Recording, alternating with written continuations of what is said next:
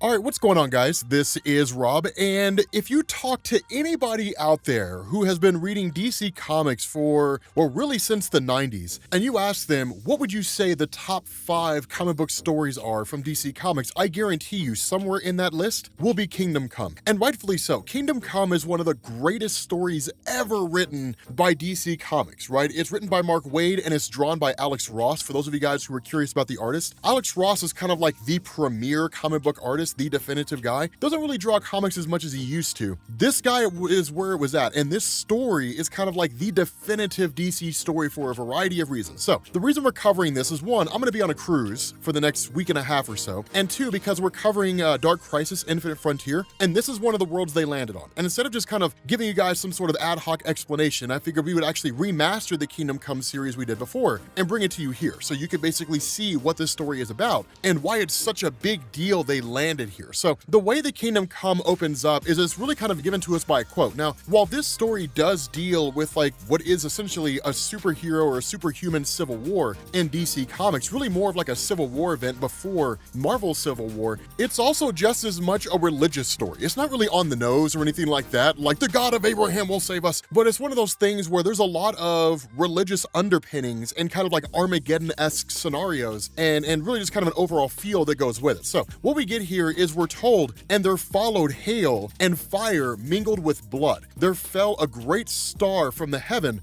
burning as if it were a lamp. And I beheld and heard an angel saying with a loud voice, "Woe, woe, woe to the inhabitants of the earth." And what you end up getting here is this kind of moment where you basically have Norman McKay, who is reading from the book of Revelation to Wesley Dodds. Now, this moment here is highly important, and it's really the most significant if you understand the history of Wesley Dodds. So, in DC Comics, way back in the 1980s, well, technically 1989, so really like the late 1980s, with Sandman Volume 2, Issue Number 1, we were introduced to a character that you've all probably heard of called Dream of the Endless. And the way this worked is that there came a point in time where in the DC continuity itself, back in the 1930s, Dream of the Endless had basically been trapped on Earth, right? Literally had his crystal taken away from him and all kinds of stuff. But regardless, he was stuck on Earth. And the result was that it wreaked havoc across the Earth itself, in the sense that if Dream of the Endless is captured, people can't dream properly. Their sleep doesn't work the way it's supposed to. So what you had were all these people across the world that were experiencing bouts of insomnia, or they were just sleeping continually, or they were having like waking dreams, or basically they were awake, but they weren't really there. They were just dreaming all the time. Wesley Dodds is one of those guys. The big difference here is that Wesley Dodds had a lot of prophetic dreams. So he was essentially dreaming of the future, different things along those lines. What Kingdom Come does, and what's so cool about this, is this story was written back before you had the New 52. And what that means is this takes place during what was called New Earth, basically the continuity that came after the events of Crisis on Infinite Earths. So there's only one universe here. And the reason why that matters is because when it came to New Earth and guys like Wesley Dodds, while he did technically get a new origin, a lot of it was pretty intact with the way he existed way back before the events of Crisis on Infinite Earths. And the way this story is told, it really kind of harkens back to the heroes of yesteryear. So while technically this is post-Crisis, in a lot of ways, it feels like they're referencing the age of superheroes from the golden age of comics, from the 1940s in DC's publishing history. It's one of the reasons why I love it so much, right? Because Alex Ross art always reminds me of an era or a time when superheroes stood a little bit taller and walked a little more confidently, and there was no ambiguity determining the difference between the good guys and the bad guys. The good guys fought the bad guys and the day was saved, and that was it. There was no such thing as anti-heroes or anything like that. The waters weren't murky. But the reality here is that Wesley Dodds, even growing into his old age, had seemingly never lost the power of Dream of the Endless. And so what that means is that what he's experiencing right now are these visions. And he even tells Norman McKay, 7 thunders will utter their voices, and it was given unto him to make war with the saints. Babylon falls, Norman, be the one who listens to me. And this is why it's important, is because the way this is presented to us is that Wesley Dodds is considered to be a kook. He's considered to be a crazy person, right? These visions of the end times and the apocalypse coming and everything's going to die and come to an end, right? All that kind of stuff. Nobody really takes him seriously. And he can't convince anybody that these dreams that he's having are legitimate dreams. And even in the old Sandman stories, right? The old Wesley Dodd comics, that in a lot of ways, it was kind of the question, is this guy really insane? Right? You really saw DC sort of toying with the idea that maybe he really was crazy. And so it was really cool because in order to basically calm him down, right? In order to calm him down and to keep him or get him back to a normal state, he tells Norman McKay, you have to read, right? You have to read from the book. Now, eventually Wesley Dodds passes on. And this is when Norman McKay basically gives us a kind of tour of what the world looks like. And we learn things like the United Nations has enacted more metahuman censures. And there's a reason why metahumans are censured, which basically means their ability to act publicly or speak or what have you is curtailed. Not necessarily in the sense that anything's actually being done, right? These are toothless measures that are happening. But what Norman tells us here is he says that he and Wesley Dodds and his wife, Norman's wife, that they were all friends at one point, and Wesley would come over and they would talk and different things along those lines. But he says before the bitterness overcame him, Wesley and I would walk, right? We would pick our way through the city. For hours, he'd bemoan the passing of things like Olympic Games and Nobel Prizes. Sometimes he'd ambush complete strangers and ask them how much they missed of the concept of human achievement. And he says, I don't know what surprised me more, the oddity of the question or the growing number of people who seemed to know what he was talking about. I tried to diffuse him. I would joke that he was just some old guy unable to appreciate this new generation, but he would never laugh. That Wesley insisted that human initiative began to erode the day people asked a new breed to face their future for them. Essentially, the first time heroes began to crop up, and the first time humanity looked at heroes to save them instead of humanity saving themselves. And he says he mocked their worth, these newcomers, and spoke instead of legends gone, of costume champions who had, in his day, inspired human achievement, not belittled it. He swore he'd never forget the world they came from. He wanted them to be remembered. And that's when you have Norman McKay, who goes into Planet Krypton, which is obviously a play on Planet Hollywood. And when he's in there, it's basically this entire restaurant modeled after the superheroes of yesteryear. Green Lantern, Wonder Woman, Aquaman, The Flash, these different guys, Batman, Superman, and so on, that the idea of superheroes has become almost a kind of thing that's a joke, right? It's almost a kind of commercialized concept that instead of Wonder Woman standing for righteousness and paving the way for women to progress, instead of Superman representing everything humanity can become, instead of Batman representing what it means to be a dick, what you have is all these different characters who basically represent nonsense, right? They represent commercialization and they represent the loss of what it means for society in terms of humans actually being something that's worth a damn. And so what happens is he says the Sandman had gone to his grave without one grain of faith in the future. And the saddest part was he was far from alone. With each passing day, hope for tomorrow has become more and more precious a commodity among everyday folk. Still, I tried to keep the faith and hew to the scriptures. According to the word of God, the meek would someday inherit the earth, but God never accounted for the mighty. Now, this is where we get the reality of how things had shifted. Now, we'll find out later on in terms of what had actually taken place that had led to this shift. But what he says here is that the world that Wesley Dodds had left behind was not the world that he remembered. Wesley Dodds, the Sandman, was from the world of Superman and Wonder Woman and Green Lantern, the Flash, these heroes that represented everything humanity was striving to be. That we as human beings are fallible and we usually screw up more than we do things right. Not because we're somehow incompetent or inept, we are in a lot of ways, but only because we as human beings don't learn until we fail. If we could somehow know what the end result of our actions were going to be, what those consequences would be, we would never make mistakes. But it's only by making mistakes that we get better. And we look back on the consequences of those choices that we truly begin to realize what it is we lost or gained or anything along those lines. And that what had happened here is somewhere along the line, the traditional superheroes of old with DC Comics, Superman, Flash, and all those guys, they're out of the picture. And instead, they're now replaced by all these different heroes or all these different superpowered beings that exist out there.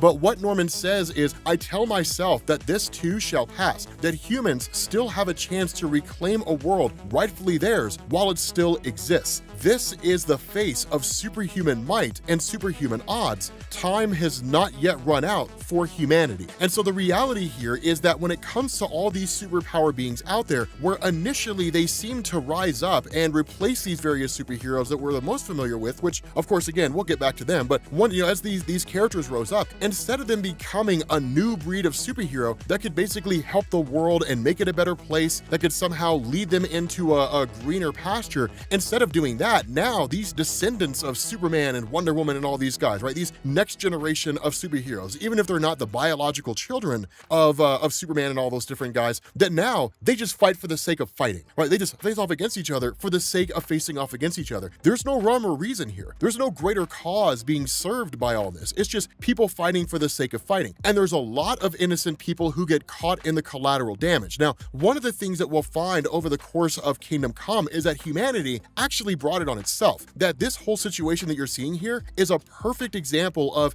be careful what you ask for, you just might get it, because humanity did this to itself. And again, that's kind of the nature of what Mark Waid says here, is that we as people don't learn our lessons until we screw up. But amidst all this fighting that's taking place here, suddenly in Times Square, there's a journalist that comes on from the Daily Planet. You may be wondering why it's not Lois Lane. You'll find out.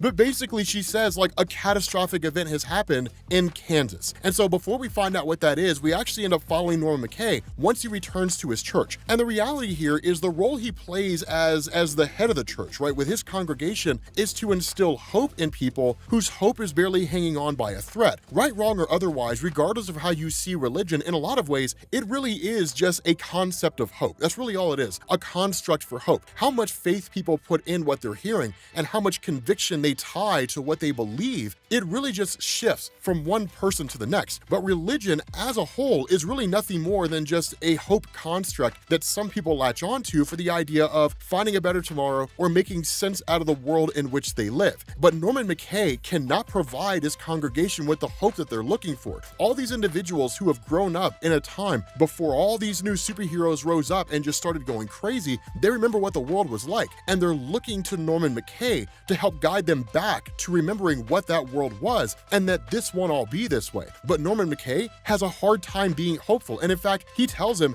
I can't do this. I'm sorry, I can't lie to you. I can't fill you with hope when I don't even have hope myself. And so his congregation, of course, basically ends up leaving. They don't so much abandon him, but they do feel a bit of trepidation and shame as they look at him and they see a man who has seemingly lost the faith. So how could a man with no faith possibly lead people who are in need of faith? And that's when a significantly important thing happens in the life of Norman McKay, when he's visited by the Spectre. Now, this is probably the part that you're waiting for. For a lot of you guys out there who had never read Kingdom Come, yes, the beginning of the story seems to have nothing to do with DC or any of the heroes we know. It takes a little bit to kind of get to that point, but it all begins to make sense. And so when the Spectre shows up here and basically tells Norman McKay, I need your aid here, the Spectre basically ends up revealing to Norman McKay what his purpose is. Not fully, but basically giving him an idea and simply saying, I have been sent here by a higher power in order to judge the world. Now, here's the thing about this, right? That when it comes to the Spectre, back when he initially came into existence, he operated independently. One of the things that DC did in order to both make the Spectre more grounded, as well as potentially give him a weakness, as well as have him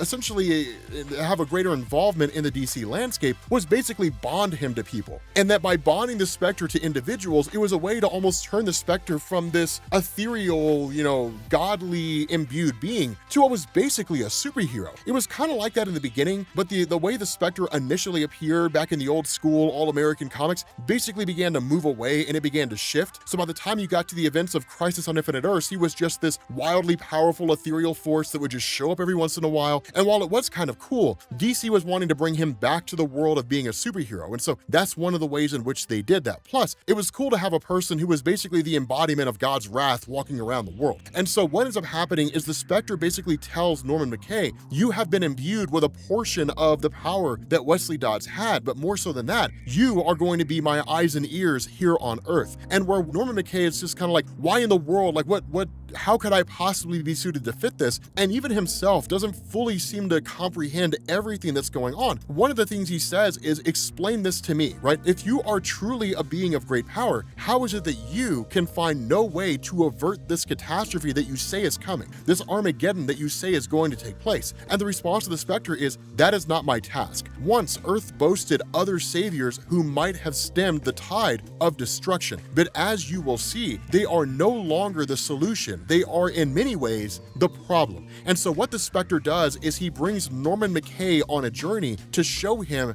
all these different individuals who are the superheroes of yesterday. What happened to Batman? What happened to Superman? What happened to Wonder Woman, Green Lantern, the Flash, those guys? And so what we find out here is he's taken to Superman basically on a farm. And that as Superman goes around here, of course, Wesley Dodds whispers and whatnot, and the response of the Spectre is, no, you're good. He can't hear you, right? He can't see or hear you. I have shielded you from this. I am that powerful, right? That not even the Man of Steel, who can hear virtually anything, can hear you here.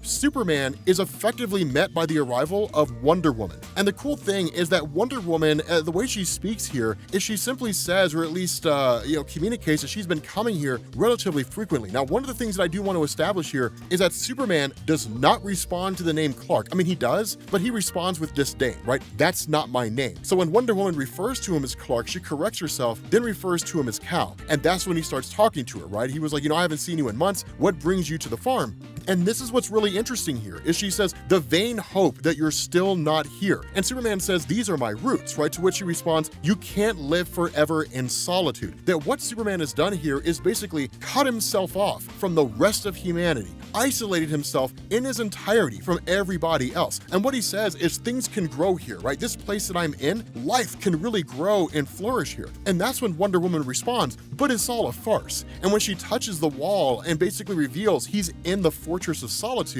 that he's not actually out there in the world living, it really is Superman living a lie, right? She literally chimes in and she says, listen to me, like, you have to do something, right? Like, I've come with news from the outside, and it's bad news. That news has an effect shaking the world, that he's out of control. And that's when Superman says, I tried to tell them that 10 years ago. I tried to tell them they backed the wrong horse, that they should not have gone along with that guy. But they did. And of course, as a result of that, by removing himself from humanity, what Superman's doing is effectively saying, I could save you, but I'm not going to. You chose this path. Now you have to live with it. And humanity's been regretting it every single day. And in fact, Wonder Woman picks up on that and she says, and they don't listen, I know, stop punishing them. And the response to Superman is, I don't care, right? They deserve whatever fate they got. They brought it on themselves. I feel nothing for them. I have no desire to help them at all. And she says, okay, fine. If that's true, right? If that's really the case, then come with me and let me show you the world as it exists right now. Let me show you the outside world, because you've been hiding from it. You've been ignoring it. You've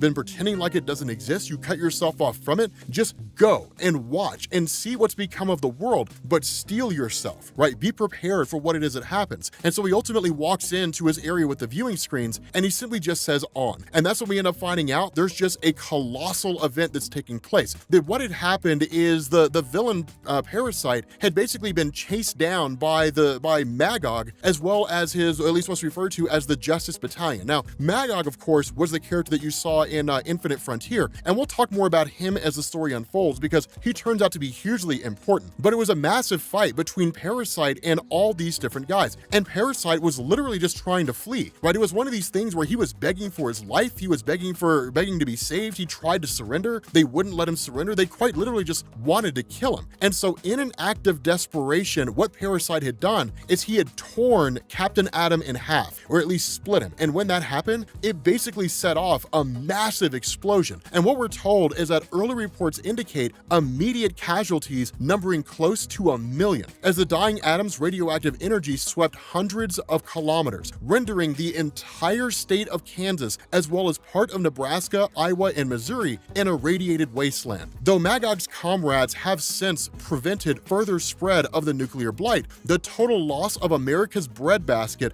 the sterilization of its agrarian culture, has thrown the world economy into near collapse in the face of global famine. That's what we're looking at here. Quite literally, the entirety of the American agricultural industry has just been annihilated by the force of Magog and the recklessness that came with just attacking Parasite in that way. And so the response of Superman, even after having seen all that, is, there's nothing I can do from here. Go back to your island, Diana. You're safe there. And walks away, right? And literally just kind of like, that's it. There's nothing I can do. And so, in that instance, the response of Wonder Woman is, we won't all sit here and wait. Like, we we won't all deal with this, right? We're not all going to sit here and rest on our laurels. And that's when Norman McKay asks the Spectre, neither will the rest of us, who is she talking about? And the Spectre takes him on a tour of a few others and says that the idea of Superman abandoning his role as a superhero had a huge effect on the entire superhero landscape, that some heroes out there were so disheartened because they took their lead from Superman. They were so disheartened by seeing him so demoralized that when he quit,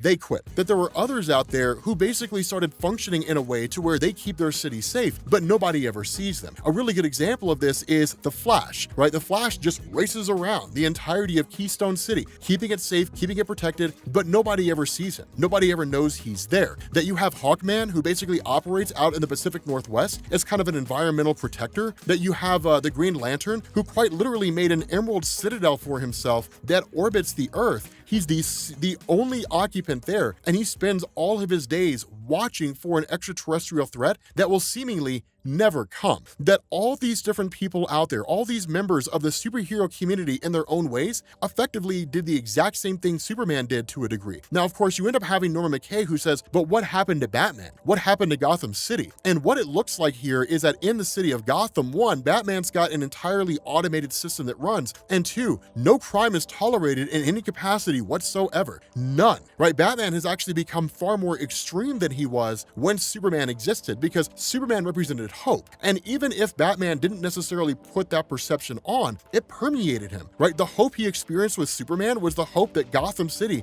could truly become a better place. And the only thing we get here is the Spectre telling Norman McKay, Batman has a city under control. And so what happens is you have Norman McKay who is taken to a bridge. And this is probably one of the single greatest moments in the entirety of Kingdom Come. He asks him the question like, that's all? That's what you wanted to show me? And the Spectre asks, does that disturb you? And the response of Norman is, yes, right? You're an angel. That makes you a messenger of hope. A greater power sent you. Your very existence is a testament to faith. You mean that all you have to tell me is that those who could save us simply won't? And that's the thing that Norman McKay can't quite grasp his head around, is they could save us. It's not like they were killed. They didn't die in action. They just won't. They simply just won't save us. And I don't understand why. Why are we as humanity simply not worth saving? And so that's when Norman McKay has to come to grips with the fact humanity did it to itself. And so in this moment, when you're on this bridge, you end up having all these heroes, like a great big fight breaks out here. Pandemonium starts reigning supreme. You got the heroes against villains, if you could call them that. And as usual, people are caught in the crossfire. It's just absolute pandemonium. And in fact, what has happened is that in the aftermath of Kansas, that because of the lengths that Magog and his forces went to in order to take out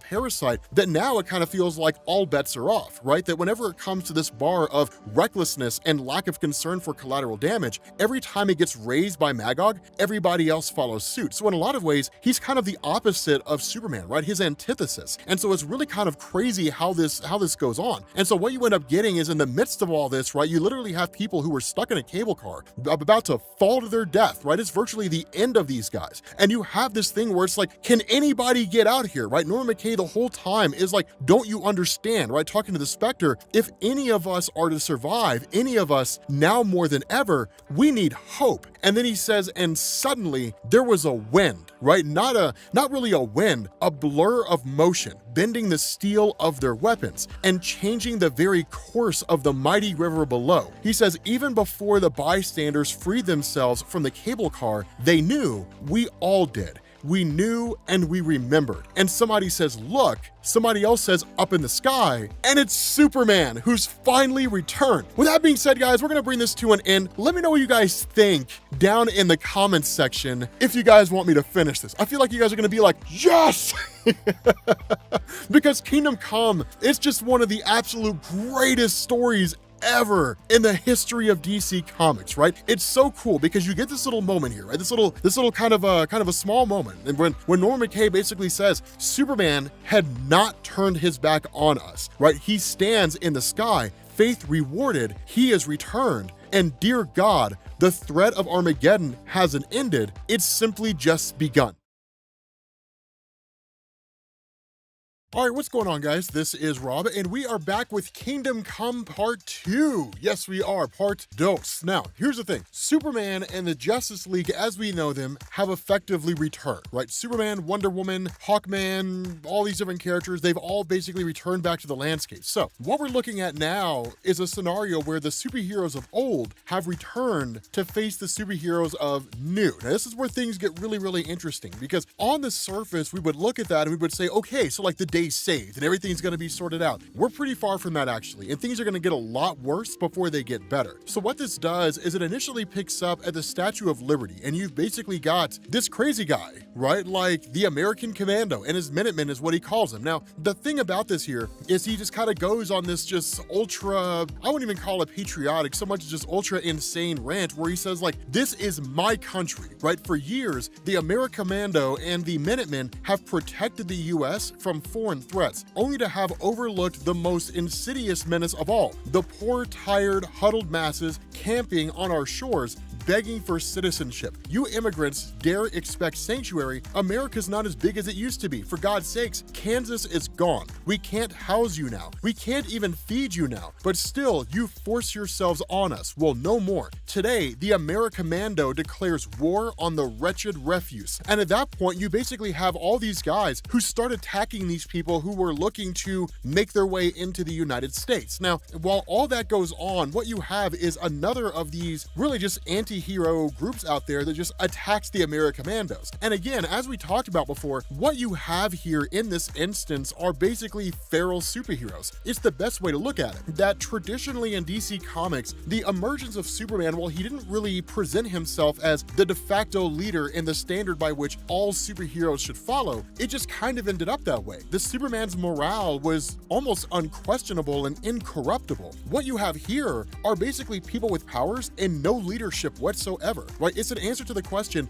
what will people do in a circumstance when there is no one to lead them? They'll do whatever it is that they want to do. And the rules or any collateral damage won't really make any difference. It's a really, really interesting critique on people who are like, we should not have an ordered government. Okay, well, if you look at the nature of humanity, what is the average person without someone telling them what to do or where to go? They're people who just do things arbitrarily and never take into account the wants or desires or the consequences of their actions on other people. It just becomes lawlessness, and it'll only lead to chaos and destruction. And so it's really, really interesting how this is critiqued, how that concept is looked at and put through the lens of these superheroes, because what you get is in the middle of all this, you have the Justice League that arrives here. Now, contrary to what you might think in the sense of Superman and them just show up and start pummeling everybody, while they do bring an end to this fight, what Superman does is he basically presents himself and the Justice League to these people and basically gives them an option, right? You can join us or you can be dealt with. Now, there is a way in which they're dealt with, and that way doesn't necessarily come until, well, really towards, in this story, but it's one of those things where Superman's hand is kind of forced. Instead, what he does is he kind of repairs the Statue of Liberty as best he can, kind of presenting himself as a beacon of hope, and then in turn, basically uses the numbers of all these vigilantes and brings them to his side. Now, that's an important distinction that I want to make here.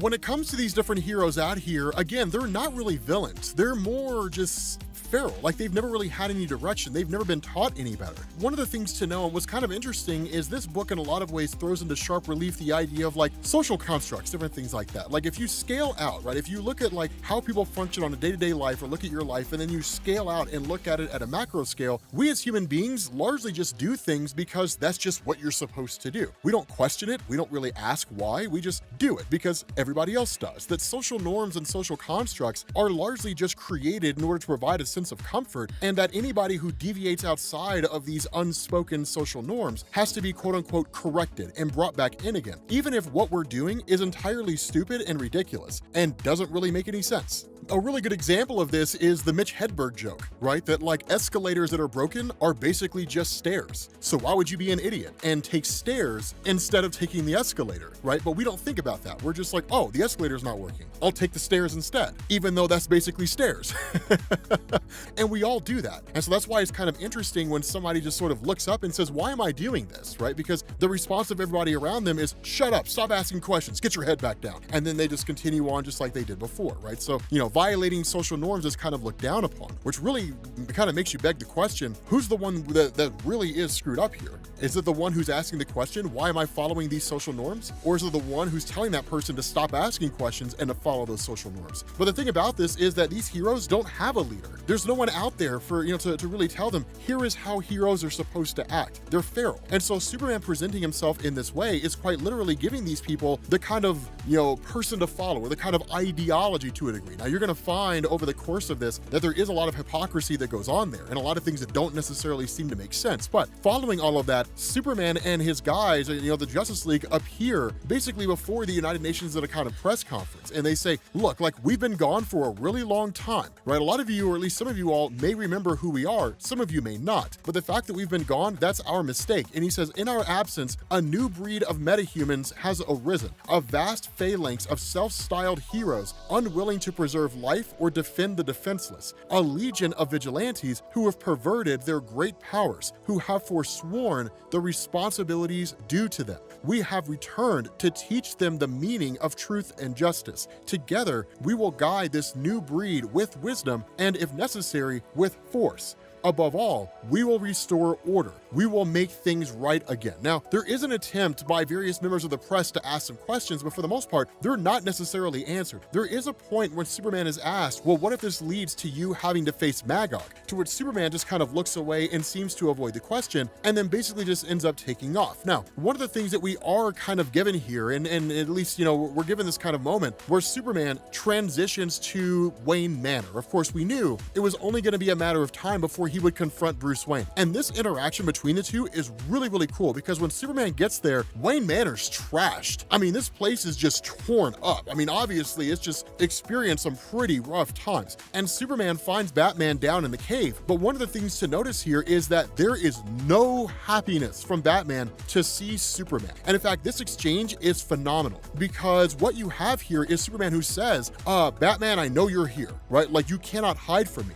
And the response of Batman is, I bow to your superior wisdom. After all, you know all about hiding, don't you, Clark? And it's one of those things where Batman holds a lot of animosity towards Superman. Now, what's interesting here is that the debate between the two is that Superman has always believed that mankind should be led to a better future, right? If the world becomes a better place, it's because Superman and the actions of the superheroes show humanity that they can become better. But you could argue that's a very naive perspective, right? That Superman is John Turturro from Miller's Crossing, right? When you have Gabriel Byrne with a gun pointed at his head and Superman says, look into your heart, right? That's what he is. Whereas Batman is the realist, right? Batman looks at humanity and says, no, if given the opportunity, humanity will just do crazy and violent things. I mean, look at these vigilantes that exist out there. They're an answer to your question, Superman. What is humanity at its core? What will humanity become when you take away consequences? It's the grocery carts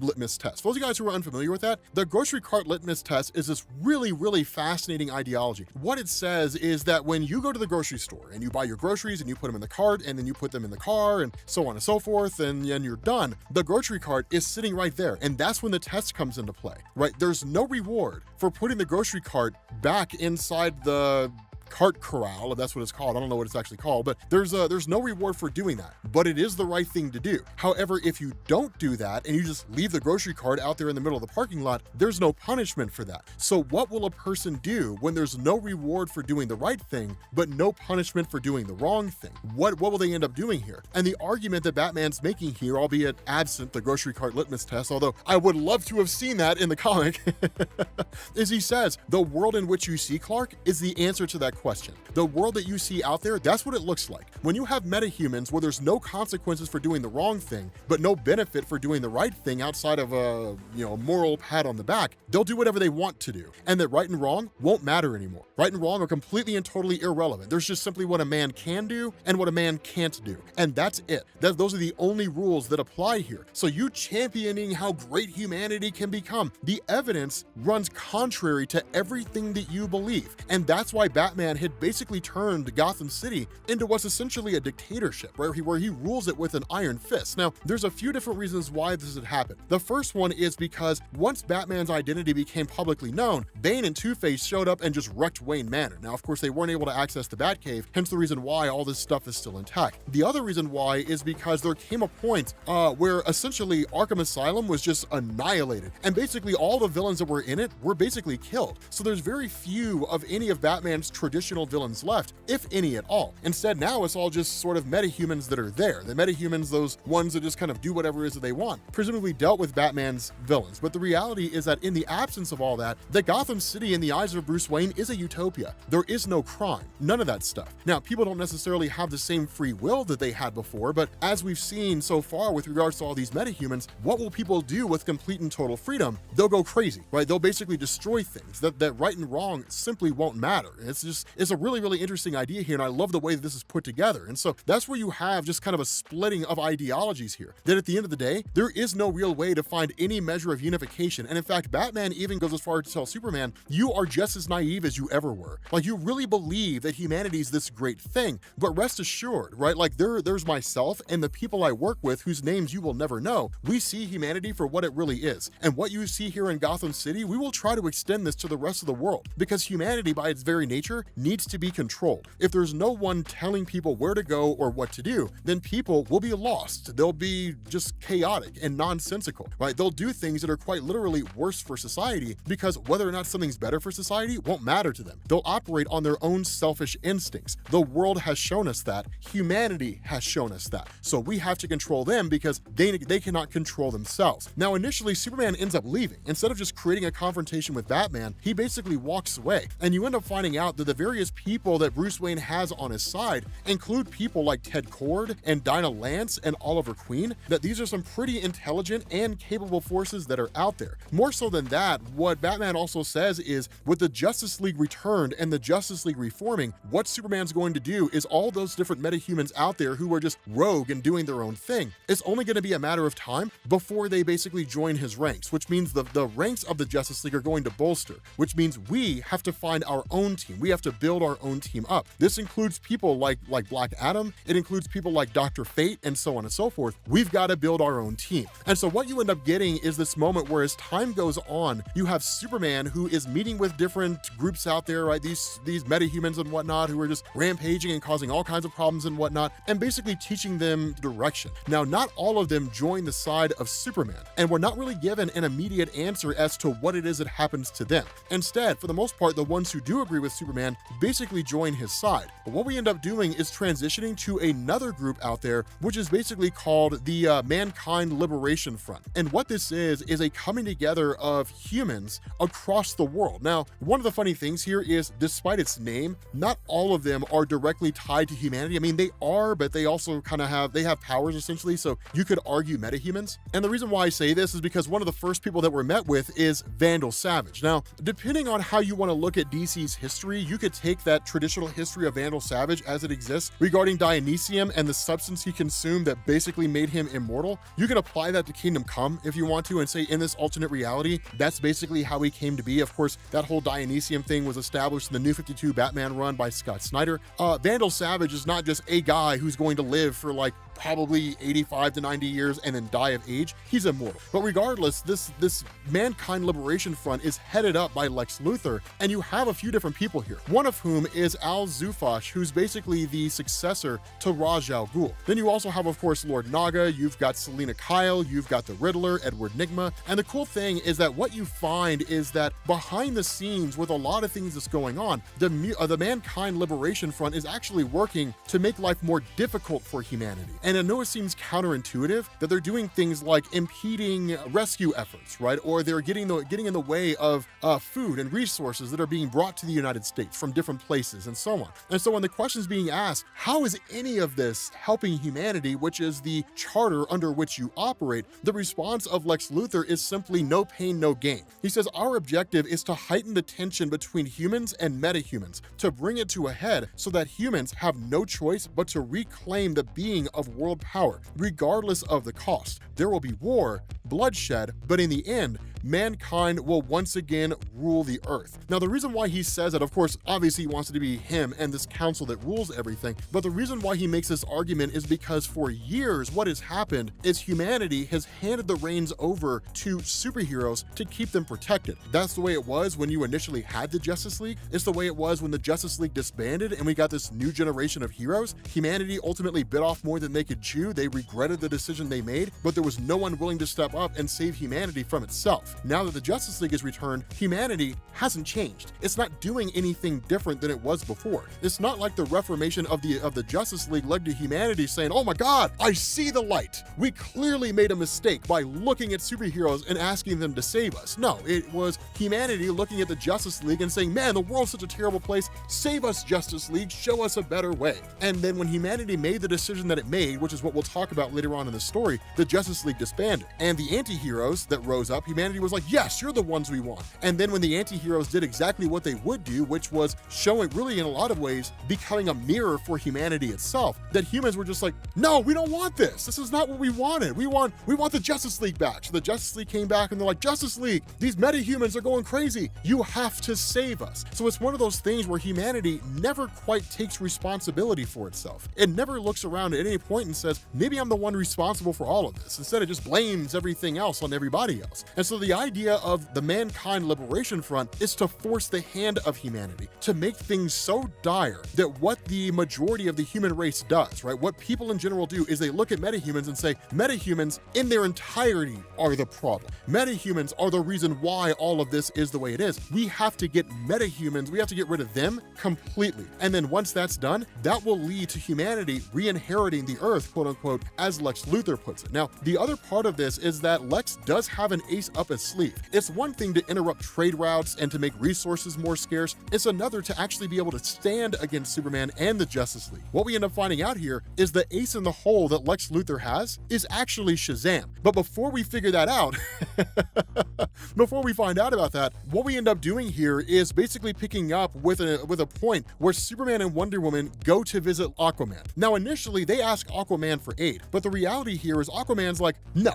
Look, I'm not helping you guys at all. One, I never really wanted to be Aquaman. I never wanted to be your Aquaman. I was there more or less because I wanted to ensure Atlantis was protected and because I didn't even really initially know what you guys were about, right? So in a lot of ways, for those of you guys coming from Marvel, it was when Black Panther initially joined the Avengers, he joined them to keep an eye on them, not because he actually wanted to be a part of the team and because he believed in their cause. As time went on, Aquaman did to a degree, but the reality here is that when the time came when it was obvious the Justice League wasn't going to reform, Superman was done, he had walked away, and there would be no one there to look out for Atlantis, that Aquaman's response was, I'm gonna look after my kingdom myself. Whatever happens in the surface world, I don't care, so long as it doesn't impede here. Now, this is in reality, and it's one of the things that Wonder Woman points out, it really is Aquaman sticking his head in the sand and just waiting for the danger to pass, or hoping the danger passes. The question she has is, how long do you think this chaos on the surface will take before it comes down here to the oceans? And the response of Aquaman is, well, if that time comes, then I will deal with it then. But that's if that time comes. At the moment, I don't really care. It's not my concern here. And so it's a pretty significant moment because one of the things that we learn is that Wonder Woman had basically been banished from Themyscira. She's not allowed back anymore, that she's lost her title of princess, that the reality here is that with Themyscira, when she had left that place and gone out into the world, she was supposed to be an ambassador and she was supposed to make the world a better place, but she never did. She's not welcome back anymore. And so she's no longer the person that we knew. But one of the other things that goes on is you have this moment where Superman actually finally tracks down, or really it's more like Speedy, he finally tracks down Magog, and then he actually travels to meet him. Now, in a lot of ways, it's one of these things that's fearful because what this does is it tells us how things got this bad, why the Justice League disbanded, why Superman basically quit, the whole 9 yards. That what Magog is doing is he's actually out in Kansas seemingly trying to rebuild to a degree. And that's when Superman asks, like, what are you doing out here? And you kind of have this moment where Magog basically kind of pokes fun at him, right? Just sort of rustles his feathers a little bit, gives him a bit of a hard time. Superman's not necessarily having it, but the Magogs was like, don't you remember? Like, you're the one who caused all this, right? Like, you're the reason why things are the way they are. And that's when we end up getting this bit of a flashback. And what we find out is that at some previous point in time, the Joker had shown up to the Daily Planet in Metropolis and massacred everybody. 92 men and Lois Lane one woman. And the result of that is that with her being killed along with Jimmy Olsen and everybody else, that the Joker was captured and the Joker was put on trial. But before the trial could actually take place, Magog showed up and killed the Joker. And instead of humanity condemning this action and saying that's a problem, humanity cheered the action on. They were like, yes, the Joker had to go. The Joker had to die. And what this did is it led to Superman becoming disheartened by the fact that everybody was okay with it. The Magog was eventually arrested, and then when he was put on trial, he was acquitted. And so it was essentially humanity saying, we're okay with the fact that a metahuman took the law into their own hands and killed a villain. We don't really believe in truth and justice anymore. We believe in doing whatever it takes to win. Now, the reality is that really is what it takes. That really is the case. There are some people out there that just have to die. The result of this is what you had, or really the bigger issue that you had here, is that the Magog wasn't really any measure of a leader himself. He was just a guy out there with power. And so when he killed the Joker and became the kind of face of this new generation of superheroes, and Superman abandoned his role and the Justice League disbanded as well, it left the stage open for all these metahumans to rise. Now, that's the big difference there. I do champion the idea that there are some people out there where the world would just be better off without them. That as a society, you have to create a kind of structure, right? You can't have this kind of open-ended idea where it's like everybody can do whatever they want to that makes them happy. You know, like you do have to have a rigid and firm structure on how society functions. Otherwise, you start running into all kinds of problems. And yes, like Magog killing the Joker isn't him crossing a line, sure. But if this was like Superman who had done it or something like that, things could potentially turn out different. Now, I know a lot of people are going to say like, but Rob, injustice, so on and so forth. Superman was right in injustice. He was 100% right. Humanity couldn't be trusted to make the world a better place. So Superman had to do it for them. That if Superman didn't step in and do that, humanity would have eventually wiped out the whole world. And of what use is freedom to a society that will use that freedom to destroy itself? I would say freedom is useless at that point. And so the thing about this is that you have this kind of situation where ultimately the Magog comes clean. I don't know why I keep saying the Magog, but Magog, I think it's because I'm used to saying the Man Gog from the Thor comics at Marvel. But Magog comes clean. And what's been happening is he has this enormous weight that he carries around because he never wanted this. He never wanted to be the face of some new generation of vigilante that showed up and turned the world into a hellhole. He never wanted to be that. He never wanted the entire destruction of Kansas. That's never what he wanted here. And so what he tells Superman is, I'm sorry, right? Like, this is all your fault. You were supposed to be better than us. You were supposed to be great. You were supposed to be the one that showed us a better way. You weren't supposed to quit. You were supposed to show me what I was doing wrong. You were supposed to guide us. At a time when the world really actually needed you, you quit. You gave up. And so he says, like, I'm tired of dealing with all these ghosts that haunt me, all these, like a million ghosts, all these people in Kansas that haunt me. Punish me, lock me away, kill me, just make the ghosts go away, right? Make my guilty conscience disappear. And that's when Superman tells Wonder Woman, we are at war. And the reason why this matters is because Wonder Woman, having been a warrior and so on and so forth, the big concern of the Spectre and Norman McKay is that if anybody was going to push Superman over that edge and send him into a place where he would potentially become a dictator, it would be Wonder Woman. Because when you're a hammer, everything is a nail. And so when you're Wonder Woman and all you live to do is fight and like defeat the enemy, the idea of things like nuance, right? The idea of not everybody is an inherent bad guy and not everybody needs to be treated the same way, that kind of thing goes away. Now, to a degree, that's true. Treating people decently does not mean treating people equitably. That if you are a person who has known nothing but war and conflict, if someone showed up to you with a kind and caring and gentle hand, you would likely see them as being weak, because the defining attribute of what makes a person strong is whether they can withstand and cope with that war-type environment. Right? Physical and emotional and mental strength. That's what defines a valuable person. You would see that kind person as being weak. Whereas if you are someone who comes from a kind and gentle place, you would look at somebody who uses overbearing force to get their point across as somebody who's inherently weak, because you value strength through kindness and compassion. So again, one of the things that Wonder Woman doesn't really seem to have a good grasp of is the nuance of that. Everything can be treated the same way. So that's going to be an element that's actually going to be very, very important as all of this goes on. But one of the things that Superman does here is he actually travels to Apokolips, which is the realm of Darkseid, to visit with Orion. Now, this is kind of a small little deviation here, right? Kind of a small little thing. It's not a great big huge moment. And in fact, word had reached the ears of Superman that basically Darkseid had been overthrown by his son Orion, and that when that had happened, Orion had seized control of Apokolips. But when Superman came here asking, how can I as a person, right, this individual who's supposed to somehow show these metahumans a better way, what do I do about the ones who don't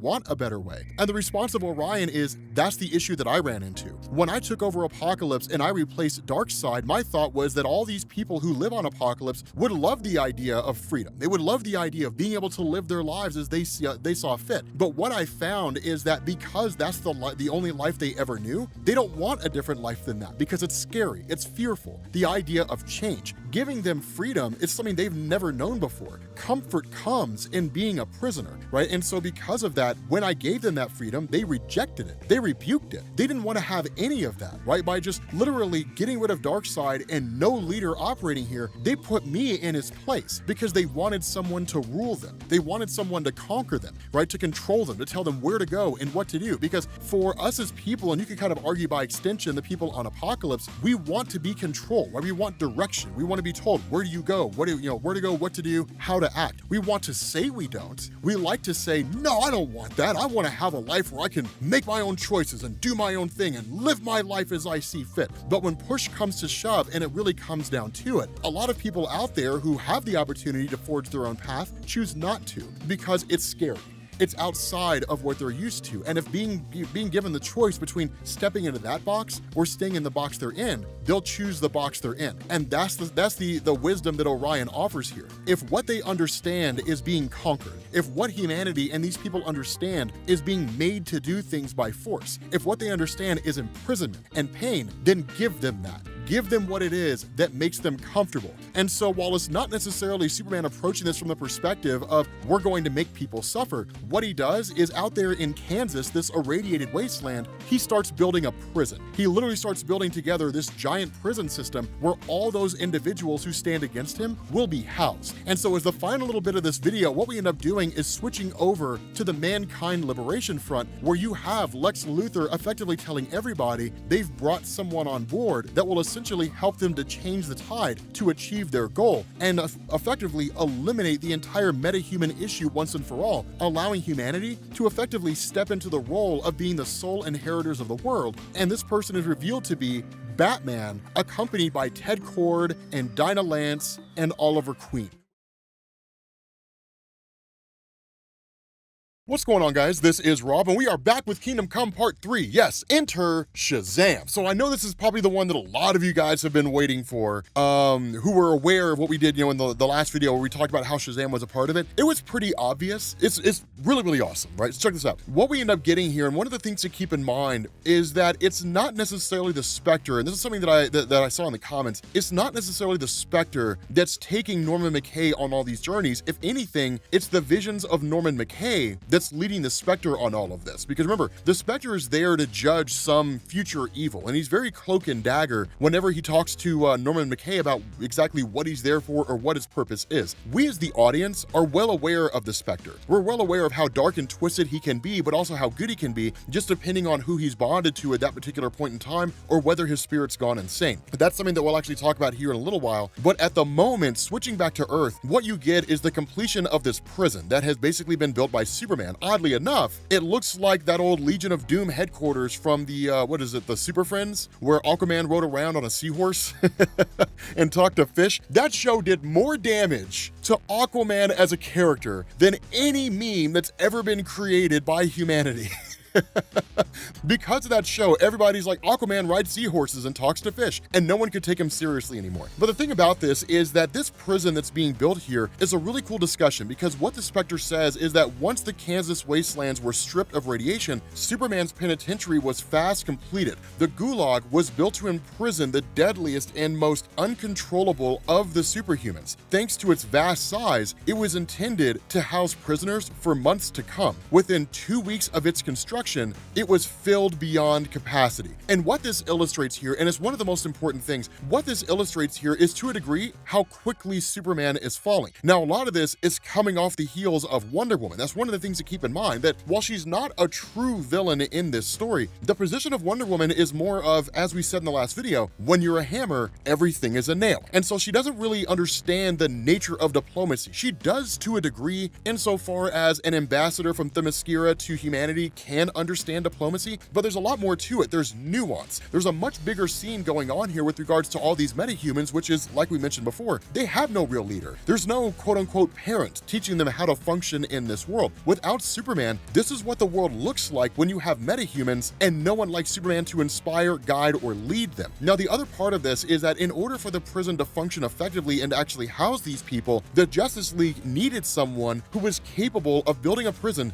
that no one could escape from, and could only do that by being someone that could escape from any prison. They basically enlisted scot-free Mr. Miracle. Now, we're not given a whole lot about him. For all you super hardcore Mr. Miracle fans, I'm sorry to say, we don't get a whole lot about this guy. All we're really told is that he was the one that was instrumental in building the prison, building a place that no one could escape from, because he's a master escape artist who can escape from anywhere. So if he can build a place no one can get out of, that means no one can get out of it. But the bigger issue that you have to contend with is that what Superman was trying to do was balance the humanity of metahumans with a prison system. And so what he ended up creating was this situation where you had all these people who were there, but they all kind of had free reign. They could sort of move around and they could do their thing. He didn't want them to feel like they were in some kind of like a concentration camp or something. That starts to present a lot of issues, because what he does is he presents himself to these people as someone that can lead them into a better future. But the reality is the life they know is the only life they've known. They haven't known a life where there's been some greater force out there that can show them the way. All they've known is this vigilantism. So to them, that's the definitive life, right? It's one of those things. Those of you guys who are familiar with the allegory of Plato's cave, that's what this is. Those of you guys who don't know what that is, the allegory of Plato's cave is this idea that if you had like three people who had basically spent their entire life in a cave, and all they ever saw of the real world were shadows projected on the cave wall, to them, that is the real world, right? For us, we know that it's not real, but it is real to them. And so if you were to take them out of that cave and you were to show them the world as it really exists, they would reject it as incomprehensible, because it just defies everything they know. And as we know as people, in times of desperation, people will believe what they want to believe. Logic and reason and emotion have no bearing on that. It's just whatever makes them feel the most comfortable. And what makes these people feel comfortable is the life that they've been living. Suddenly, this guy just comes out of nowhere, quite literally strips them of this life they had, throws them into what is in effect a prison system, and then says, I'm here to improve you. From their perspective, it's, but there's nothing wrong with me, because they don't believe there's anything wrong with them. That's why he's met with so much hostility. And so what you have is this kind of fight that begins to break out to a degree, but it all is quelled pretty quickly. But it really is one of these things where Superman is in over his head. He's putting too much faith in those who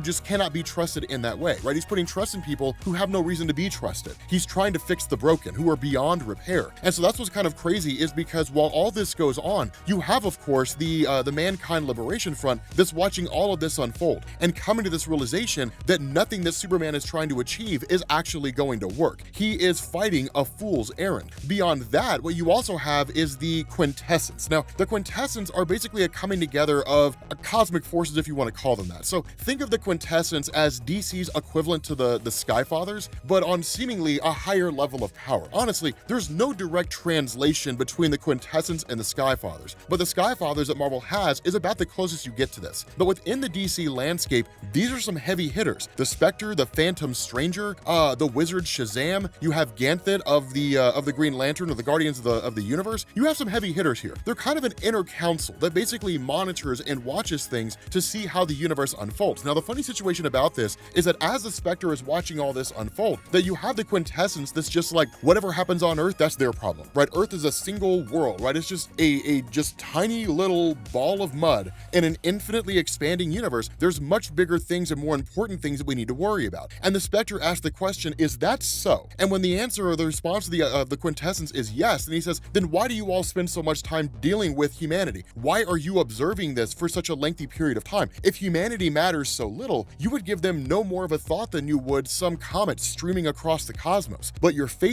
literally focusing on humanity. You're focusing on this whole thing. So on some base level, it's entirely possible that you congregate in order to prevent each other from interfering, that each one of you wants to be involved in your own way. You, Ganthet, want to gather the Green Lantern Corps and send the Green Lantern Corps in to quell this entire thing. You, Phantom Stranger, want to do something else, or you, the Wizard Shazam, want to step in some capacity. But each of you have agreed to remain hands-off. You care more than you're willing to admit. Now, a really important moment in this story comes when Norman McKay, watching all this unfold, really just can't understand, can't hear anything they're saying because I guess the conversation is not meant for him. That's really what he speculates. He's met by the arrival of Boston Brand. Now, Boston Brand being Deadman, this is when we're starting to get into this idea of the religious and mythological side of DC Comics, right? For those of you guys who are new to DC, DC has two sides. You've got the front-facing superhero side. That's the face they present to the general public, anybody who wants to start getting into comics. That's your Superman, Batman, Wonder Woman, Justice League comics. Then you have the other side. You've got like the Vertigo side, the idea of mysticism, religion, God, Lucifer, all that kind of stuff. Boston Brand and everything, the Spectre. That's the other part. That's the mystical side, the religious side. Boston Brand, whenever you see him, usually in a story like this, he possesses somebody, not always. But the idea of Boston Brand is that he's well aware of the Spectre and the Phantom Stranger and this whole side of things. Norman McKay is not. And so where Norman McKay is basically a pastor who's devoted his life to the belief in God, basically the presence, that kind of a thing, showing up here and encountering all this, it is to a degree questioning his faith. And not to really be a terrible person about it, but Boston Brand kind of pushes him over a little bit further. Because what he basically tells him is that you have no idea what's really going on here in the greater world, do you? Like, you read your Bible to your congregation, you take the words that you see in the book with an absolute faith that up to this moment can never truly be shaken. You believe that it was true, but you never actually had the facts. You never really knew what was going on. Now, Norman McKay can't really be faulted for that because no one had taken him on a journey like this before. Nothing had ever happened in his life that led him to believe that while the book he was reading wasn't necessarily false, there was just more to the equation than he was seeing. But what Boston Brand says is, one, you're being taken on this ride by the Spectre, and it is important that you undergo this.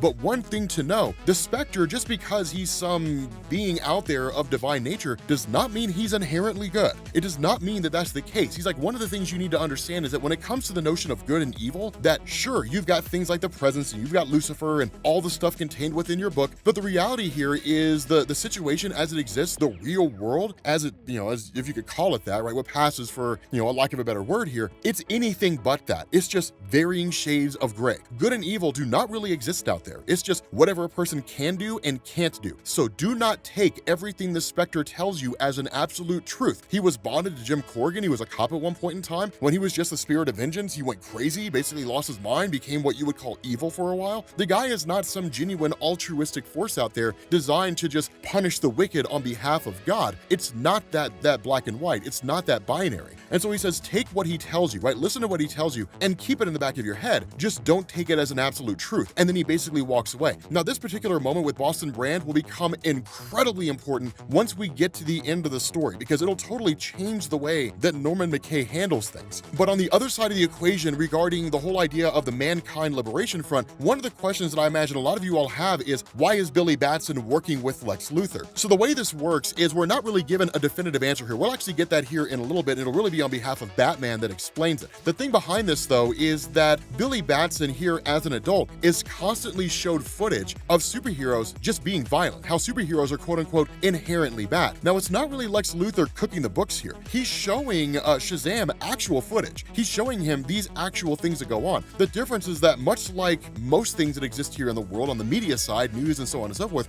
he's only ever being given one half of the story to serve a particular purpose. The other part of this, and what Lex Luthor's doing, is he's channeling the knowledge of Dr. Sivana, right? Mr. Mind. Now, one of the things to keep in mind is that Kingdom Come is post-Crisis on Infinite Earths, but before the New 52. So the New 52 origin of Mr. Mind and Dr. Sivana don't really apply here. Instead, going by the power of Shazam way back in the 1990s and 1996, that the way this played out is that Mr. Mind had basically taken over Sivana and then planned like an invasion of Earth, right? That kind of thing. What we're not told here, but what seems to be the case, is that with Mr. Mind being a sentient being that can operate by his own whim, his own will and desire and so on and so forth, that maybe something happened, somehow Dr. Sivana managed to overpower Mr. Mind or whatever it is, but the idea of a telepathic worm was basically used here. We're not really given the details about how all this unfolded. All we know is using a worm to mentally control other individuals around him is how Lex Luthor's been controlling Shazam. So there's a lot of ambiguity there. But one of the things that does go on here is you do end up having Batman who's actually watching all this this unfold using a secret spy device. Now, of course, what's also taking place here is working with the Mankind Liberation Front. They're basically weaponizing and creating a whole bunch of these mech bats, right? These bat robots that can be used to kind of operate in lieu of metahumans in order to keep society in check. Now, one of the things that Batman wanted to establish with Lex Luthor is that what they're looking for is to basically move the world in a better direction, right? To create world order, not world domination. They're not looking to subjugate humanity. They're looking to lead humanity in a better future, and believe they can only do that because they themselves are humans. That metahumans just can't relate to humanity in that way, right? Because they simply have a level of power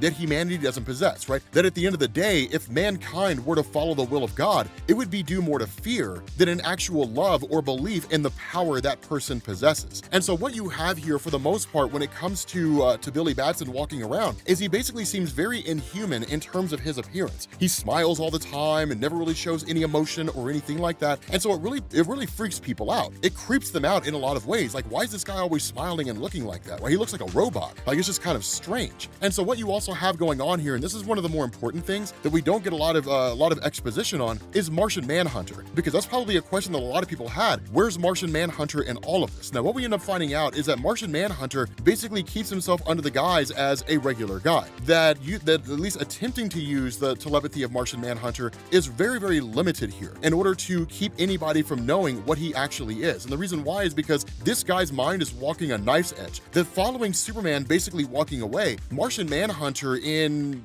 what was probably the most terrible decision he could make, had actually telepathically reached out to the whole of humanity, and experiencing all of the nature of humanity at one point in time basically broke him, right? Humanity, like the very core of human beings, broke Martian Manhunter. He never truly understood what humanity was about until he touched all their minds at the same time. And so because of that, where there's an attempt by Batman to utilize the powers of Martian Manhunter to effectively read the minds of the people in the room to find out what their actual goals and motivations are, in the end, it simply just proves to be too much. And so Martian Manhunter just kind of goes about his business, and that's seemingly the last we see of him for a while. But the thing about this is you do have this kind of moment in the Watchtower, or really the Citadel of the Green Lantern, where the Justice League watches everything. And for the most part, they've quelled most all of these meta-human threats that exist around the world just by arbitrary fighting and whatnot. Things have calmed down, right? Germany's clear, all these different locations. But the funny thing about this is that the Flash picks up on the presence of Norman McKay. And as a result of that, actually yanks Norman McKay out of this kind of invisible barrier, so to speak, because the reality is that with the Spectre, they had him slightly out of phase with the universe itself, but as the Flash, he can phase through dimensions, so it was only a matter of time before he saw something that indicated Norman McKay was there. As soon as he picked up on it, Norman McKay's yanked out, he's subdued by Power Woman, and then questioned by Superman. And when Superman asked the question, like, who are you and why are you here? The reality is that witnessing this guy's presence firsthand, actually meeting him firsthand, overwhelms Norman McKay. He doesn't quite know how to respond. He ends up turning into what's basically a babbling fool, all the way to the point that he starts basically running off biblical scripture, right? Just saying like, well, the end times are coming and that kind of stuff. He sounds like a religious kook,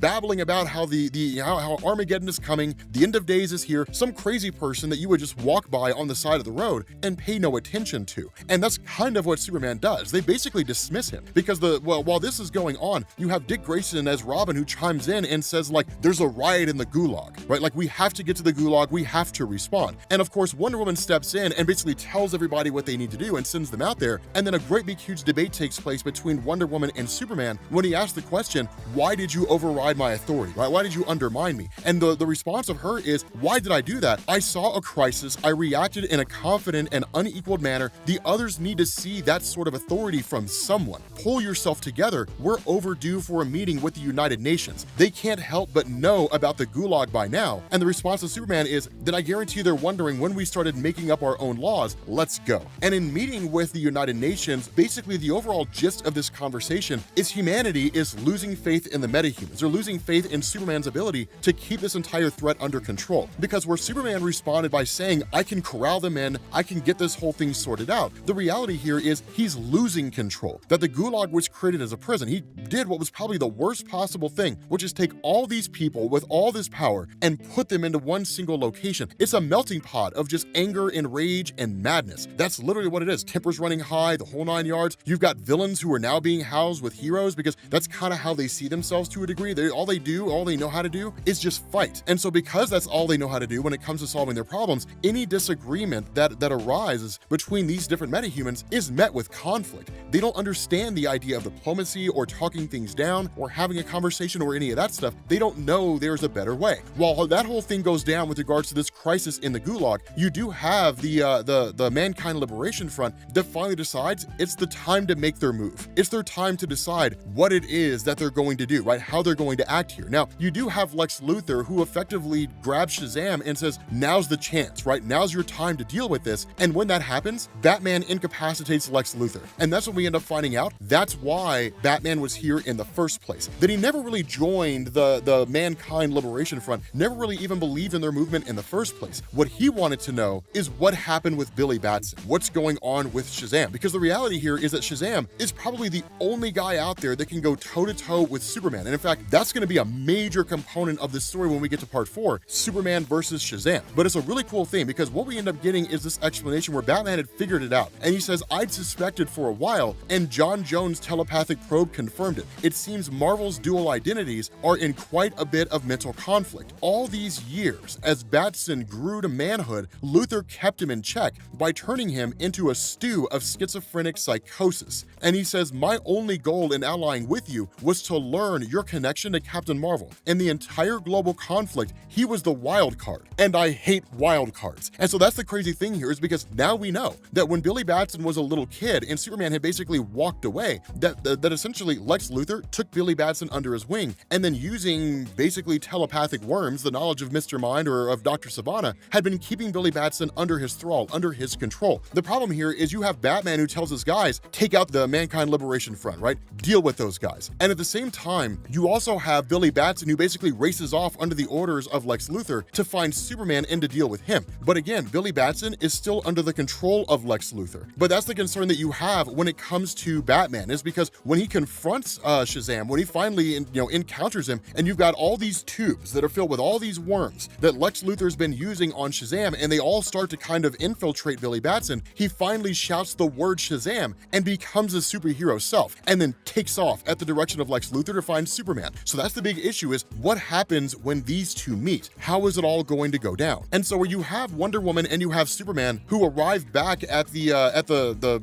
Watchtower, I guess we can just start calling it that, right? Like the Emerald Citadel, the Justice League Watchtower is effectively what it is. A great big huge argument breaks out between the two, because what you have here is this point where Superman says, yet another side of you that I'm not comfortable with, right? This part of you that's willing to do whatever it takes to win. And the response of her is, get used to this one. A soldier unprepared has no business calling herself a soldier. And the response of Superman is, quote unquote, more Amazonian wisdom, right? Isn't it possible that we've already won the big fight? Once the rioters are calmed, we can instill some measure of peace. And the response of Wonder Woman is, you always were a bit vulnerable to magic because Superman cut himself on her sword. Be careful, the sword was a gift from Hephaestus. It can carve the electrons off an atom. And the question of Superman is, did you expect to use that on me? And she says, I expected to be a soldier, right? So what this indicates is that if it came down to it, Wonder Woman was willing to kill Superman. She was willing to take him out, that the sword was effectively a backup plan. And he says, I will not sanction lethal force against me or any of the rioters.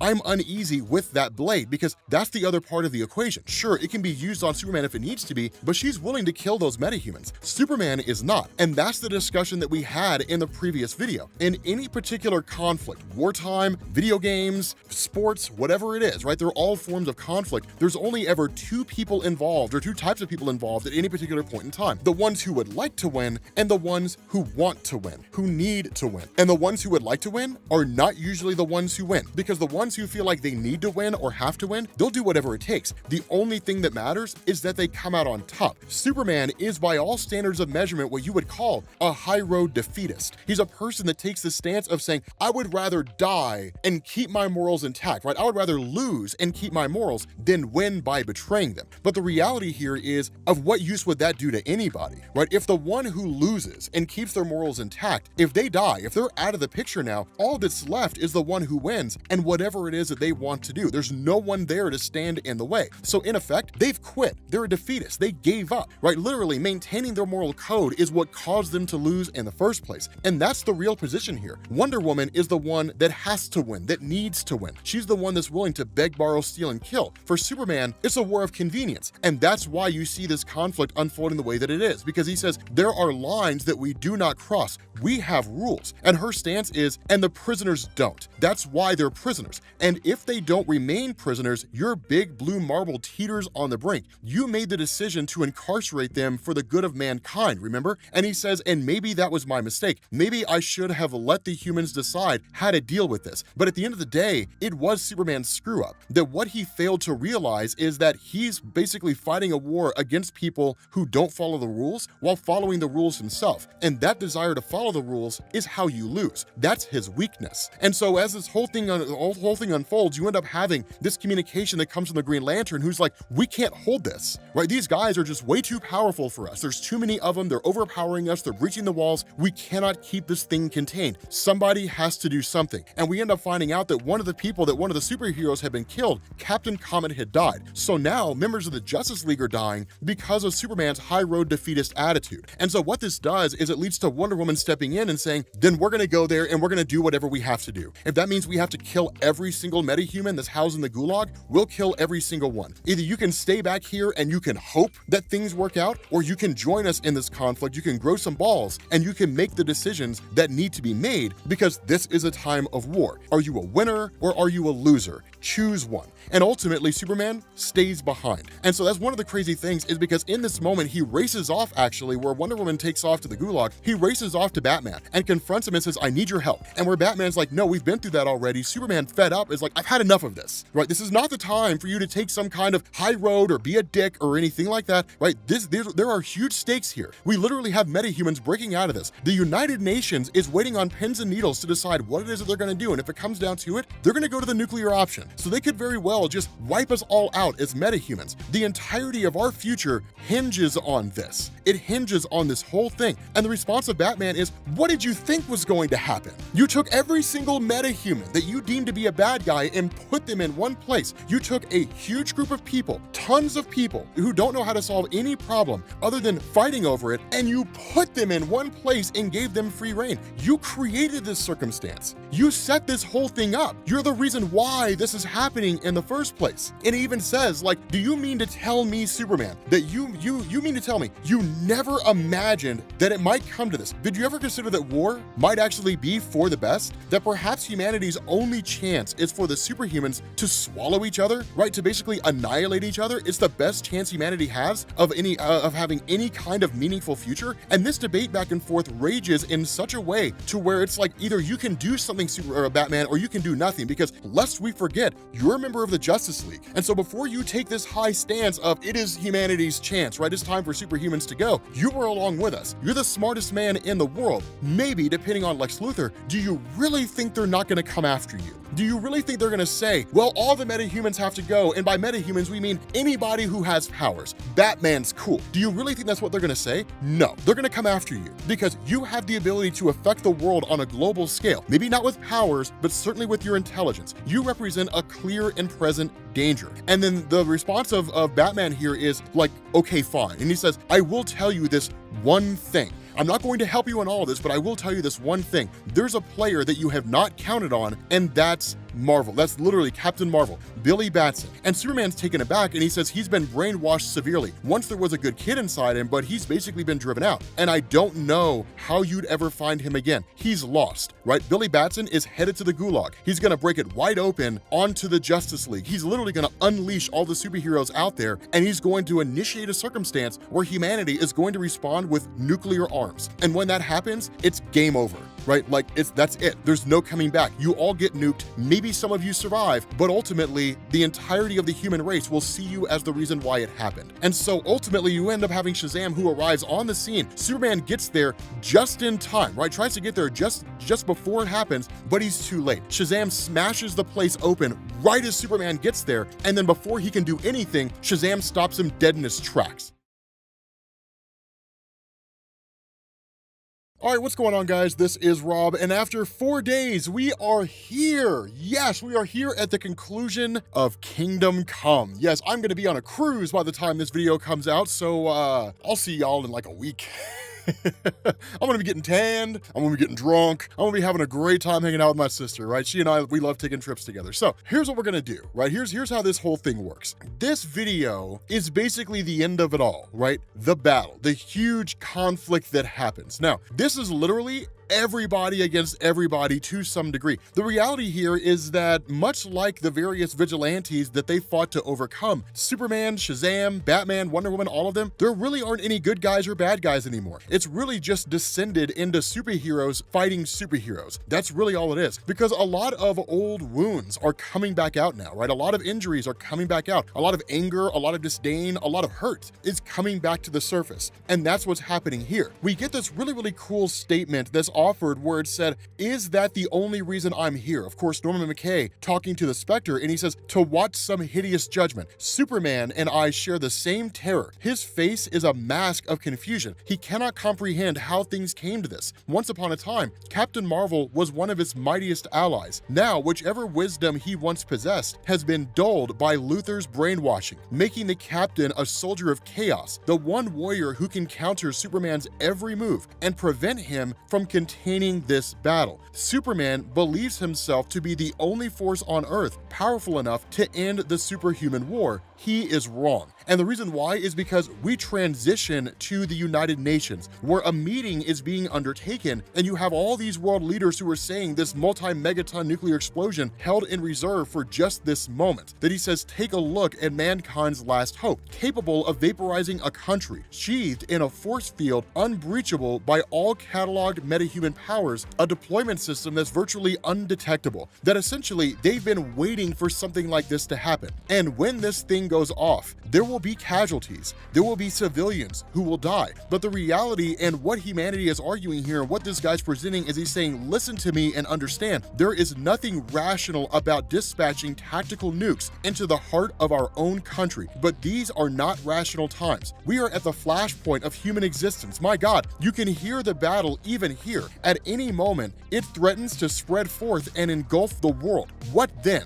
What do we do in that circumstance? And he says, the only way to ensure that future generations remember this as humanity's final option is to ensure that there will be future generations after today. Let us strike while we still can. Godspeed. And the response is the United Nations fires off these jets containing tactical nukes. And so jumping back to this major conflict, again, it's all heroes fighting heroes. And even Norman McKay says that. He says, even in the brightest day, the dust of the battle eclipses the sun itself. The prisoners released by Marvel's Thunderbolts strike out blindly. Wonder Woman's troops return force in kind. Both sides fight with reckless abandon. Whatever heroic mores of combat might once have ruled them becomes nostalgic memories. This is not a fight that will eventually die down. This is a forest fire that's just begun. A war that may well end the world. Any instant now, there will be fatalities and no way to turn back. With Superman deadlocked, their only prayer of deliverance rests with a force from on high. And this is the arrival of Batman along with his entire team. And he says, Batman's legion soars in like a silent cavalry. Man or machine, each agent knows his mission: stem the loss of life, prevent the riot while there's still time to exert control. The sheer force of Batman's presence kindles a desperate ember of hope. Too late. Right? Like, there's nothing that Batman's presence can do to calm everybody down. He does what he can, where he can, but in the end, the arrival of Batman is not changing the tide. To make things even more difficult, an argument and then eventually a fight erupts between him and Wonder Woman, where he tells her, this whole thing that you have, this idea of killing these metahumans, you're no different than those crazy metahumans themselves, right? Those fanatics, the vigilantes who just believe or who don't really care about collateral damage. You've become the very thing that you swore to fight against. Right? This idea of spreading love and understanding, but don't be afraid to bloody your knuckles doing it. He says, at the end of the day, what you're doing here, everything that you're doing here, is not going to win you back your position with the Amazonians. You're overcompensating. And in your overcompensation, you're leading to the ending of everything. Now, Wonder Woman fires back and is like, why in the world do you believe you have any right to condemn me? After all these years of you just vanishing from the entirety of the landscape. We could have used you. After Superman left, we needed you, and you were nowhere to be found. Superman abandoned us, and so did you at a time when we actually needed you the most. You could have been our liaison to the rest of humanity, our eyes and ears. You could have spoken truth to lies. You could have been this person, but instead you weren't. But you cowered in your Batcave, turning your entire city into some kind of a dictatorship, ruling it with an iron fist. Who are you to tell me the problem with operating like some kind of a dictator? After all this time, your hypocrisy still knows no bounds. And in this giant fight between the two of them, suddenly something catches Batman's attention, and that's when he sees these drones, these jets flying towards their conflict with nuclear bombs. And that's when he switches over to the fight between Superman and Shazam. And it's just this really amazing fight, right? Because the entire time, Shazam is not holding back. And that's one of the big differences between the two, that in the various conflicts they've had over the years, by whatever manner and whatever means, that Billy Batson was always the moral compass, right? He always held back because he was never really aiming to kill. That's not the case here, right? Under the mind control of Lex Luthor, his job is to kill Superman. That's his purpose here. So there's no real holding back here. That's why he keeps yelling Shazam. That's why he just keeps just hitting Superman with all this energy. And that's why Superman is quite literally dying in this fight. And in a lot of ways, people see it happen, but they're so caught up with their own battles that they actually end up missing the fact that Superman is being killed by Shazam. And so switching back to Wonder Woman and Batman, Batman says, "Open your eyes, Diana," right? Your answer flies on metal wings. Those are nuclear carriers, the ultimate war bringers. Our war is not one act of violence at the cost of some lives. Our war ends in extinction. If you're that devoted to the Amazon honor, if your soul genuinely longs for atonement on Amazonian terms, then let's keep fighting and let the planes do their work. And the response of Wonder Woman is no. And she ultimately stands down, and the two of them end up going after these drones. The problem here is that as Norman McKay is watching this, he says, "Despite my spectral form, I feel the heat of Batman's lasers. I feel the strain of titanium muscles, and I hear the whisper of a pilot begging for forgiveness because they missed one. And one of the bombs comes falling down to its destination. They couldn't get to it in time." And so what happens is you end up having Superman who just seizes Shazam, right? Just grabs his mouth, and Billy Batson turns back into his human form. And Norman McKay says, "For one frozen instant, the storm clears. Fingers that can fuse coal into diamond crawl across human bone. And in the hush of ears that can hear a cell divide, pick out with chilling ease the scream of human rage. A wave of X-rays confirms the bomb's potency. A telescopic glance calculates the seconds before impact. He has to act now." And that's when Spectre says, "It is time," right? "Judgment has come, Norman McKay. The hour tolls. Our entire journey has brought us to this moment." And he says, "Judge, and judge wisely." That the Spectre needs a human host, and he puts the responsibility on Norman McKay and says, "You have witnessed all of this. You've seen all of this unfold, Norman McKay. Judge. Who will be condemned in this? Will it be humanity that will end, or will it be the metahumans that will end? What will happen here?" And so it's this really, really just beautiful and amazing moment, because we're told Superman's palm spasms around Batson's jaw, and Batson whimpers. The clock is racing. Only moments remain before the blast. And Superman says, "Listen to me, Billy. Listen harder than you have ever listened before." And he says, "Look around us. Look at what we've come to. There's a bomb falling. Either it kills us, or we run rampant across the globe. I can still stop the bomb, Billy. That much I'm sure of. What I don't know is whether I should be allowed to. Superhumans or mankind, one will pay the ultimate price. And that decision, Billy Batson, is not for me to make. I am not a god. I am not a man. But you, Billy, you're both." And so he says, "More than anyone who has ever existed, you know what it's like to live in both worlds. Only you can weigh their worth equally. Fight the brainwashing, Billy. You can let me go, or with a word, you can stop me. Do you understand the choice that can be made by you alone?" And Norman McKay chimes in and says, "The tears of Billy Batson answer this question for Superman." And Superman says, "Then decide.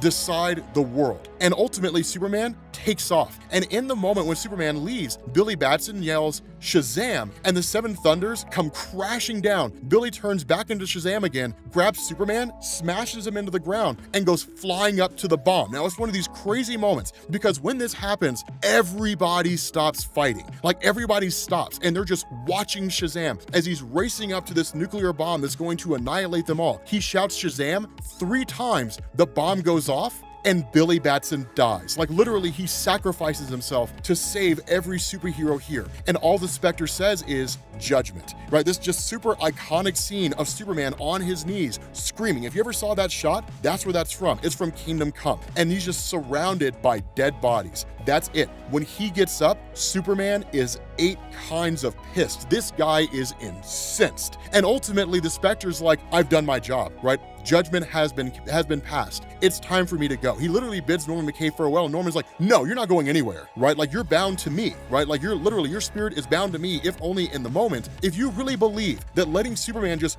race off and whatever happens next is just, it's whatever, that's what's truly evil. Because all I saw here was bedlam and tragedy, sadness, right? Just a man who made a series of bad decisions and led everything to this. If you leave now, then that really is an evil thing. And so ultimately we end up following them to the United Nations where Superman's going. And this guy starts to unleash holy hell. I mean, just like starts to rip down the ceiling, right? He's gonna kill everybody here. He's gonna kill every single person here. And the Spectre says after 10 years, Superman has finally let free a wrath that would cower Satan himself. How can any man possibly calm the fury that he feels towards his prosecutors? And that's when Norman McKay steps up and he says, Clark, don't do this, right? You blame yourself for Captain Marvel, for Magog and Kansas, for 10 years that ended today. Yes, you're angry, but in that anger, you're forgetting once more what humans feel. This is what humanity has been feeling for a long time. Humanity didn't just fire off these rockets at you to annihilate you because you just pissed them off one last time. It's because all they've known since your emergence, the emergence of metahumans, is fear. They might follow you, they might smile at you, but at the end of the day, in their heart of hearts, they're scared of you because you tower above them. You fly above them, you spend your time above them. They never really see you exist in a watchtower that literally orbits the world, right? Like you are always in a state above them. All they know is fear. You are an omnipresent reminder that they are not you and how easy it would be for you to destroy them. And that's when Superman asks, who are you and why are you here? And Norman says, listen to me, Clark. He says, of all the things that you can do, all of your powers, the greatest has always been your instinctive knowledge of right and wrong. It was a gift of your own humanity. You never had to question your choices. In any situation, any crisis, you always knew what to do. But the minute that you made the super more important than the man, the day you decided to turn your back on mankind, that completely cost you your instinct. That took your judgment away. And he says, take it back. If you want redemption, Clark, it lies in the very next decision that you make. Make it as a man and make it right. And so ultimately, when he's met by the arrival of all these survivors, he's shocked by it all. He's like, how did anybody survive? And we're basically told that between the Flash and between Green Lantern and what have you, that basically some heroes were protected or some metahumans were protected. The big concern though is that humanity still has the same level of distrust. Like Magog is among these people who has survived, right? There's still the same level of distrust, the same everything, right? And the question of Wonder Woman is, what do we do now, right? Like, what do we do now, Clark? It's still the same thing. Like, we're still super, like, there's less of us, but we're still metahumans, right? There's still those individuals out there who believe that fighting is the only way to solve problems. And to a degree, that's true, right? Violence is not always the answer, but it is a answer, and it's usually a very effective one. And the response to Superman is, years ago, I let those that I swore to protect drive me away. We all did. And that was the day all of this began. And these people say, like, we saw you as gods. And Superman says, so did we. We saw ourselves as gods too, who could somehow lead you into a better place. But that's not what you need. That's not what humanity needed. Humanity did not need to be a horse that we strapped a rope to and led to water. What humanity needed was someone to show them how to get there. What you needed was for us to live among you, to be a part of you, but not to be above you. And that will change. From this point going forward, we will no longer operate above all of you. We will work alongside you. We will work with you. We will help you make the world a better place. We will offer our wisdom and our guidance from our own experiences. We will bring that to the table. I can bring you wisdom and guidance from a long dead civilization that was vastly more advanced than yours was at the time that it expired. Batman is the most intelligent person in the world. Wonder Woman has the experience and wisdom of quite literally gods. We can bring all of this to the table and we can help make you better. And we're going to do this by also using the wisdom of a man who left his legacy on the world by sacrificing his life, of Billy Batson. And they actually end up using the cape of Billy Batson as one of the flags at the United Nations. And so what you get is this sort of epilogue where you end up finding out that Wayne Manor has basically been rebuilt. It's been turned into a hospital to treat those who survived the entirety of the metahuman conflict, but it'll also serve as basically a way to kind of keep those detained. Lex Luthor's one of those. Superman, of course, is recovering. He's accompanied by Wonder Woman, who's also probably offering her own methods of recovery for Superman, if you know what I mean. But you also have Wonder Woman regaining her ranks among the Amazonians, right? Having basically ushered the world into a better place. What you get in the aftermath of this metahuman conflict is really a utopia. You get an entire utopia here. And it's a wonderful and a beautiful thing because a lot of these graves are built in remembrance of those individuals who died. And Clark Kent actually starts working to set Kansas back to a place where it can go back to being the breadbasket, right? It can go back to growing crops and different things along those lines. They lead the world into a much better place, into a utopia that they always wanted it to be. And that right there is the value of violence. Had this entire metahuman conflict never taken place in the first place, would this future ever have come to fruition? Would it have ever happened? And the answer is most likely no. If Superman had stayed hands-off, if he had remained in his fortress and never gotten involved, you likely would have seen some kind of a nuclear response by humanity, and the world would have just been plunged into chaos. Those metahumans who did survive would have annihilated what remained of humanity, and they would have taken the world for themselves. And that would have been the end of it, right? That what it took was a massive conflict. It took death and destruction on that scale in order to force the change of both humanity and metahumans,